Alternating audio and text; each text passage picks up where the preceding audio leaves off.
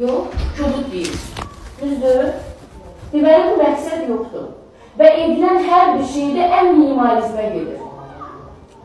Ya qiymətlərdə xəbər, ya mən çox belə bu xambaların özünə də sual verim. 50 manat uşaqlardan yığıb verirdisə, düzdür? Ancaq əksər 50 manat gedirdisə, o tədbirə nə qədər gedəsidir?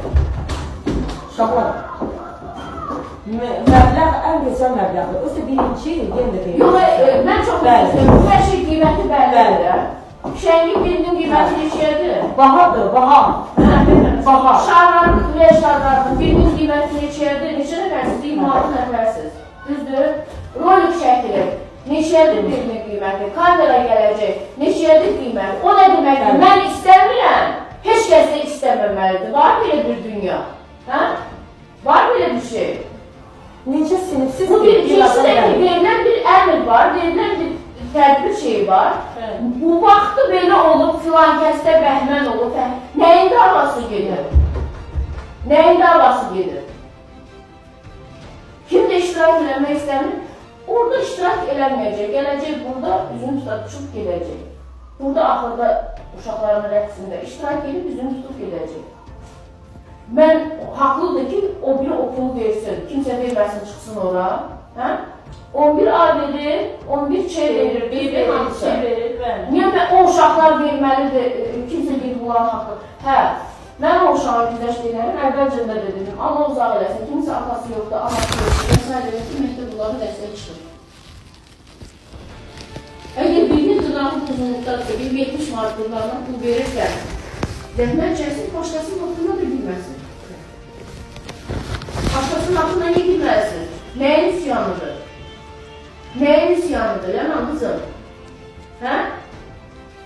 Bilirsiniz, hamınız danışırsınız, mən eşitmək istəyirəm də. Primitiv bir şeydir, 10 nəfər, 20 nəfərə yaxın qonaq olacaq. Mən sizə görə qonaq da çağırmayım. Çağırmayım. Niyə ki? Yox da, gül verməliyik onlara. Mən verməliyəm gülü. Gələn qonaqlar gəlir, yəni tədbirin bir qaydası var. Baxın, yazılır, idarə tərəfindən ki, qonaqların siyasını mənə göndər.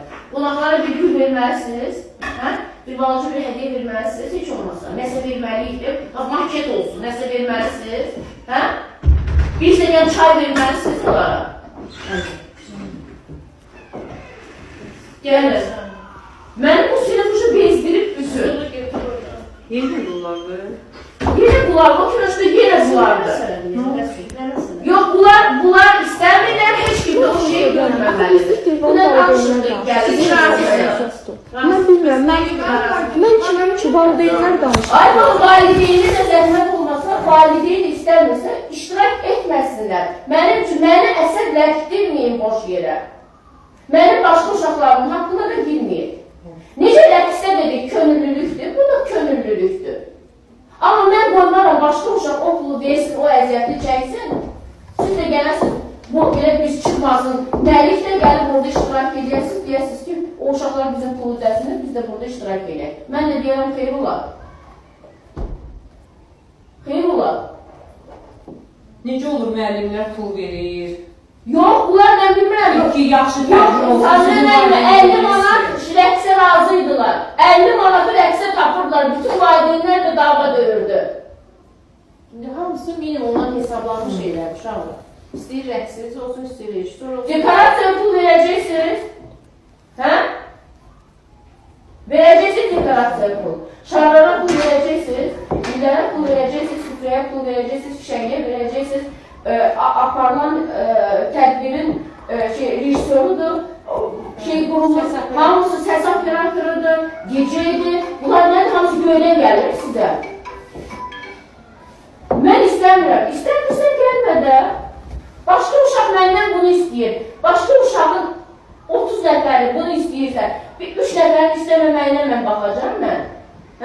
Sizcə? Gecə istəyirlər, istəmirsiniz gecə. Mən kiminkinə edəcəm?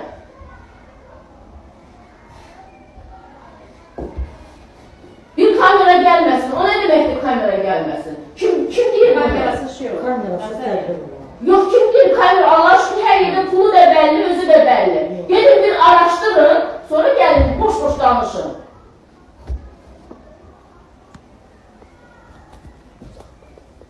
Valideyn vermir. Valideyn 70 manatını daha necə ala bilirsən qızım? Mən də sual verərəm. Necə ala bilirdin? 50 manatı necə ala bilirdin valideynlə?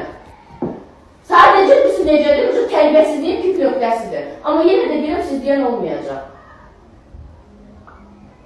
Mənim başım uşaqlarım istədiyinin 5 qat artığını eləyəcəm. İstər sizdə olmuyor. Bu əksəriyyətidir, yoxsa azdır? Mən bilmirəm, orada kimdir deyən, aslında qalx ayağa. Bir də valideynin deyir, dur ayağa